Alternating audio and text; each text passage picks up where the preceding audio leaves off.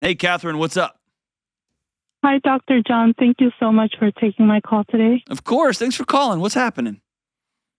Okay, so I'm kind of nervous. I'm calling because I am 29 years old and I do not have my driver's license.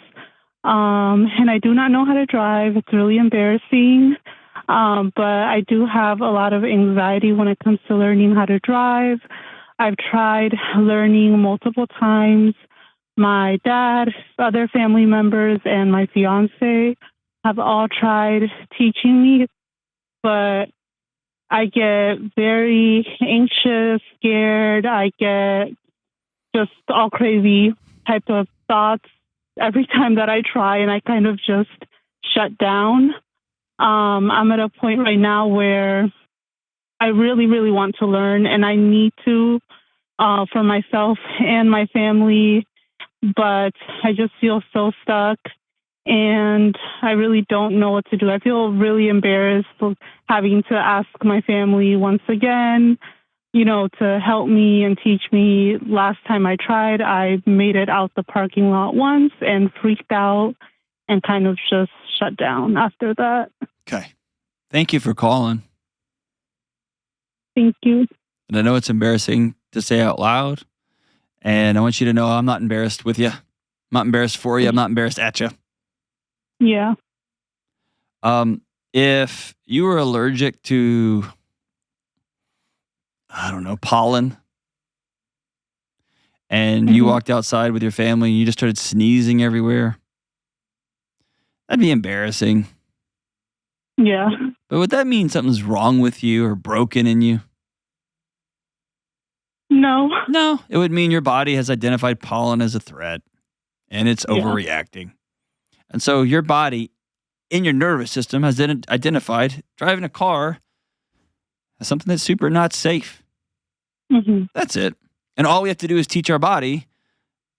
It actually is not very safe driving a 2,000-pound box of metal down the highway, right? It's not super safe. And there's ways to safely navigate it. Yeah. And so, can I tell you, you got out of the parking lot? How far?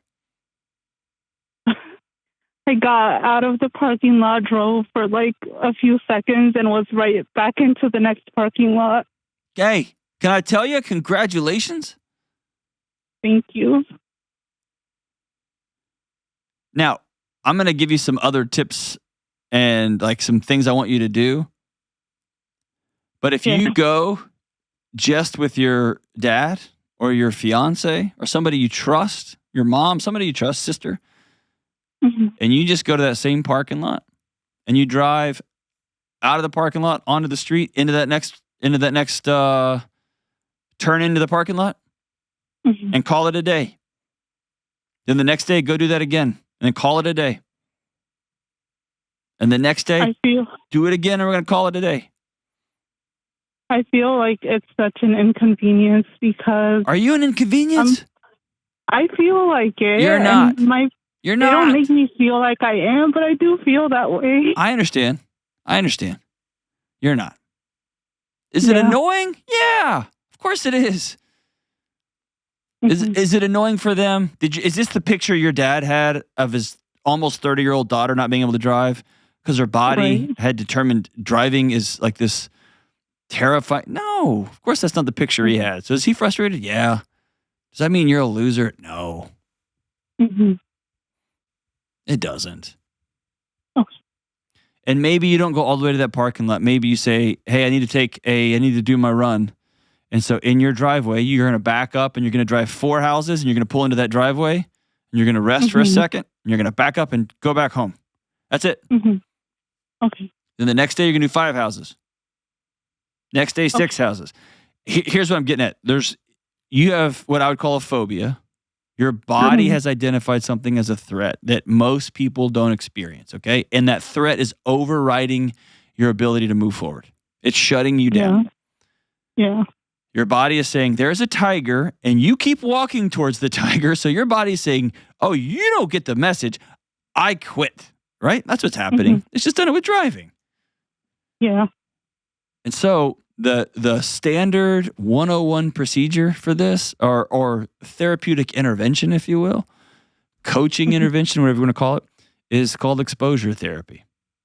So, are you scared of snakes? Yes. Okay. If you came to a counseling office or went and hired a coach and said, I want to get over my fear of snakes, what they would have you do is tell them about a snake that scared you once. Tell them all about it. Feel it all in your body, how scared you are. Oh, man. And then the next time they may have you color a coloring book with a snake picture in it as an adult. And you would feel so ridiculous, but you'd be coloring a snake. And then maybe you do it again the next time and the next time. And then after that, they'd have you look at pictures of snakes. Long story short is they would slowly expose you to these things so that one day down the road, you're holding a snake in the office. You have a big python wrapped around your neck and you're just holding it, talking to the counselor, talking to the coach. That's what we're going to do here. We're going to slowly teach our body. I know that you know this. I know that you think this isn't safe, but we're good. Now, have you ever had any, like a car wreck? Have you lost somebody? Like, where did your body learn that driving is this unsafe? I don't know. You know, my fiance, he's tried to help me, asking me a billion questions. And the only thing that I can really think of, like, of a time that I was in a car and I was scared was when I was little.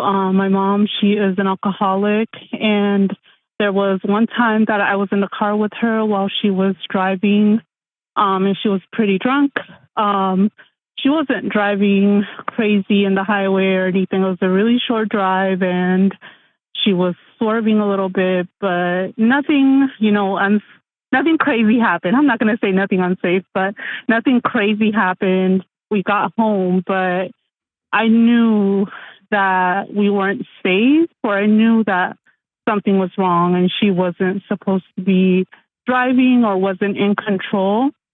And I feel like my fear has a lot to do with control, because I was going to say, the thoughts that I have are like, what if I miss the light? What if I get into an accident and I don't know what to do? What if I don't put my signal and it causes an accident? Like, all these crazy things. Hold on. Whoa.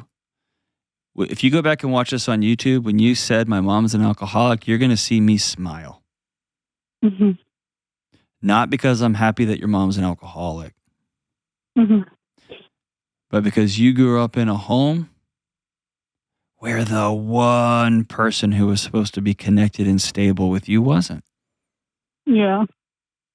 And your body has been grasping for control since before you could walk.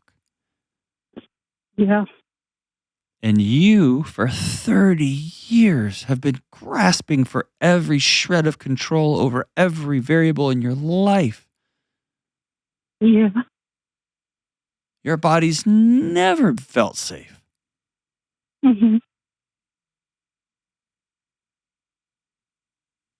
it is almost like throwing darts. How many things have you been scared of over the years that you've pushed through and found your body just moves on to a new thing? A lot, actually. I know. You know why? Because the underlying anxiety has never been dealt with. Yeah. You have a very anxious life, and you throw that anxious, like your body is anxious, and you throw it into life, and then it's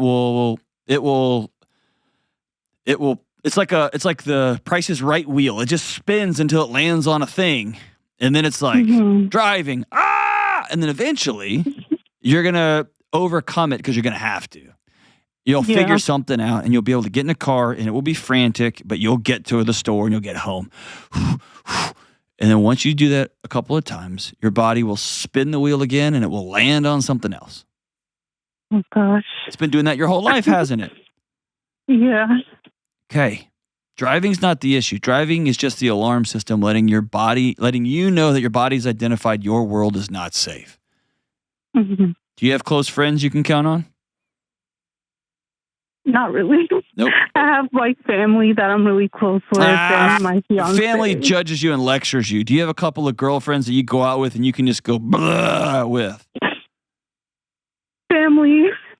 cousins. I really don't have friends like that. I'm really not a social person. Okay. Have you ever gone to talk to a counselor about your childhood? Yes. Yeah, so I do have a therapist right now.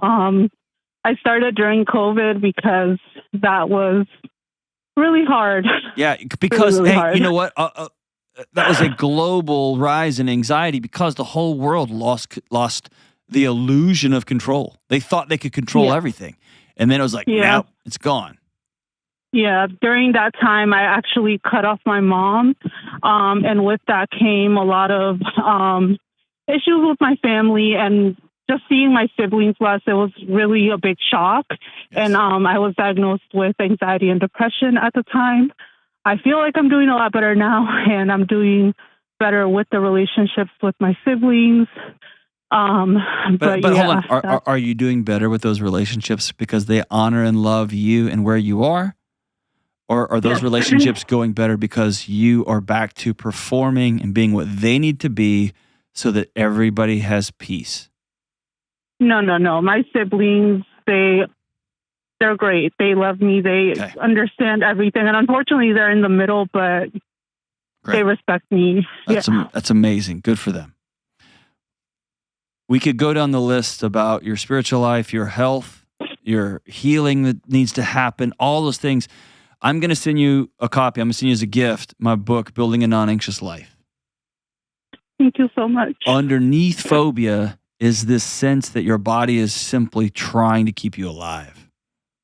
Yeah. Often kids who grow up in the house of somebody who struggled with alcohol, and if that person was married to another spouse that didn't protect them, or kind of did, but maybe, anyway, your body just understands the world is very unsafe, and so it will try to grasp for control wherever it can come from. Yeah. And so I want you to heal from the inside out. Okay? Yeah. And I'm proud of you for going this far. I think it's a matter of talking to your counselor about, say, I want to try exposure therapy with driving. And if your counselor says, I don't do that, I'm not going to leave the office, that's fine. Ask your counselor to write you out a plan, a 10-week plan. And you, Catherine, your work here is you got to get over this. I'm a burden to everybody. You're not a burden. Yeah. Okay? And if somebody is one of my oldest best friends on planet Earth is wheelchair bound. Mm-hmm. Is it harder to get in and out of restaurants? Yes. Is it annoying when we show up to a restaurant that doesn't have a wheelchair access? Yes. Is my friend a burden? God, no. Okay? Yeah. Okay. And if you map out a 10-week get well plan or a 15-week get well plan, and by the way, that doesn't mean at the end of 15 weeks you're flying down the highway at 80 miles an hour. But maybe you can go to the store. Maybe you can go to church. Maybe you can drive over to your dad's house. Yeah. Right? On the back roads through the neighborhood at 30 miles an hour. Cool. Dude, we are just practicing. Mm-hmm. Right? If they say, oh my gosh, you're so annoying, they are opting out for a season. They're not your people right now. Maybe they will be one day. They're not right now. Okay. Okay? Yeah. But ask your counselor to write you out a plan, a 10-week plan, an 8-week plan, where we're going to get into the car in a parking lot, and we're going to drive right up to the edge, and we're going to turn on the turn signal. We're going to look left, right, left, and start to turn, but not leave. Okay. We're going to practice that 5 times, 10 times, 20 times until our body doesn't go, every time. Okay. Right? And we're going to practice, and we're going to practice, and we're going to practice. Slowly peeling back another layer. And you're going to look up in a year and be driving around town. I hope so. Okay? But hey, listen, this is not about the driving. It is, but it's not.